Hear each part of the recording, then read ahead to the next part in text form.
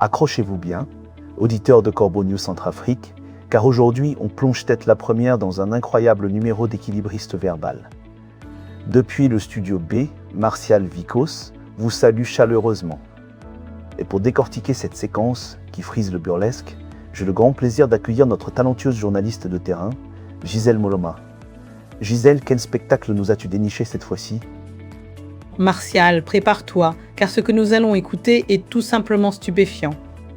L'interview de Bertrand Kengetona, le secrétaire général de l'université de Bangui, sur la radio Ndekeluka, s'est transformé en une débâcle verbale mémorable. D'abord un refus net, puis des confessions techniques qui ont réduit à néant chaque mot prononcé quelques instants plaît. Uto. C'est une histoire qui mérite d'être entendue. Une débâcle, Gisèle ? C'est le genre de terme qui met l'eau à la bouche. Qu'est-ce qui a bien pu se passer pour qu'on en arrive là ?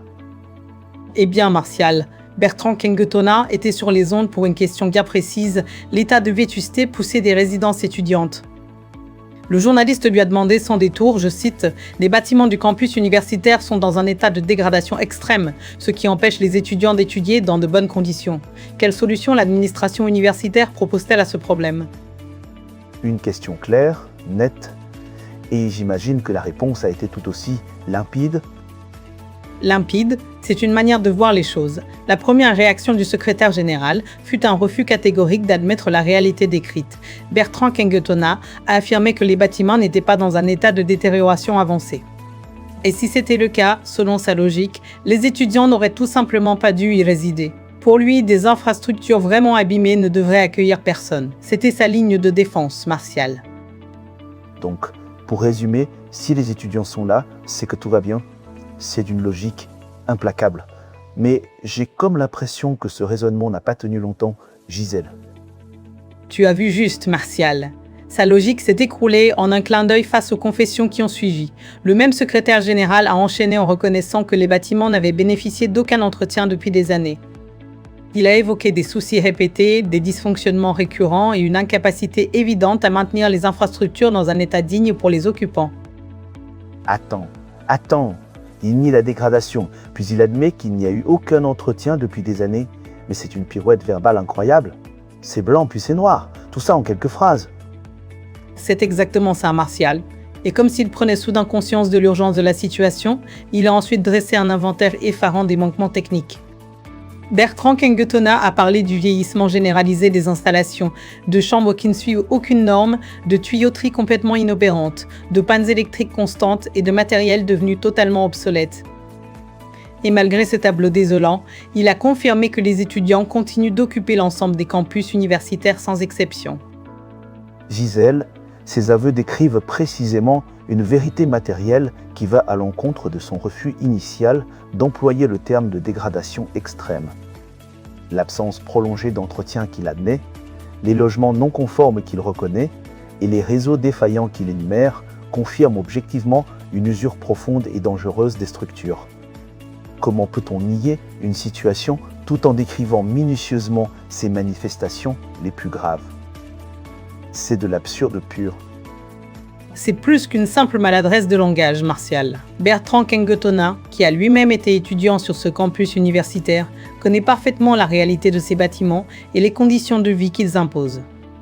Il sait ce qu'est une chambre insalubre, une douche qui ne fonctionne pas, une installation électrique hasardeuse. C'est donc encore plus troublant. Il connaît le terrain, il connaît la souffrance de ces jeunes, et pourtant, il a choisi de minorer avant d'admettre après coup. Qu'est-ce qu'il espérait, Gisèle ? Que personne ne remarquerait l'incohérence. C'est bien la question, Martial. Après avoir admis toutes ces défaillances techniques, le secrétaire général a tenté de déplacer l'attention vers des promesses budgétaires lointaines. Il a mentionné des lignes financières inscrites dans la loi en préparation et annoncé qu'une entreprise serait sollicitée prochainement pour effectuer des travaux de réhabilitation.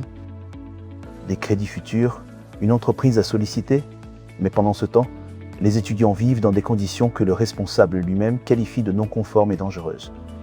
Ces promesses lointaines ne répondent absolument pas à la question de l'urgence actuelle. Le budget ne colmate pas les fuites d'eau aujourd'hui, ne répare pas les courts-circuits ce soir et ne rend pas les chambres conformes aux normes de sécurité à l'instant T. C'est inacceptable. C'est le fond du problème, Martial. Ce discours à double face de l'administration montre un malaise évident à s'approprier toute la portée du souci devant l'opinion publique. D'un côté, le déni initial cherche manifestement à minorer la responsabilité institutionnelle et à éviter toute critique directe de la gestion administrative. De l'autre, la reconnaissance détaillée des faits techniques trahit l'impossibilité de masquer une réalité trop visible et trop connue de tous. Et au final, Gisèle, cette incohérence ne fait qu'aggraver la perception d'une gérance imparfaite et d'un manque d'estime pour la sécurité des étudiants. Les occupants continuent de vivre dans des conditions reconnues comme inappropriées par le responsable lui-même, sans qu'aucune action concrète ne soit engagée pour garantir leur protection immédiate. C'est une triste image d'une gestion incompétente à formuler clairement les faits et à prendre des mesures qui s'imposent. Merci Gisèle. Pour ce compte rendu éclairant et, disons-le, édifiant. Merci à toi, Martial. Et à nos auditeurs, n'oubliez pas que vous pouvez nous joindre via WhatsApp ou par téléphone au +20 36 75 56 72 17 000 ou au +20 36 67 66 66 66 66 66. C'était Gisèle Moloma pour Corbeau News Centrafrique. À très vite par Gisèle Moloma.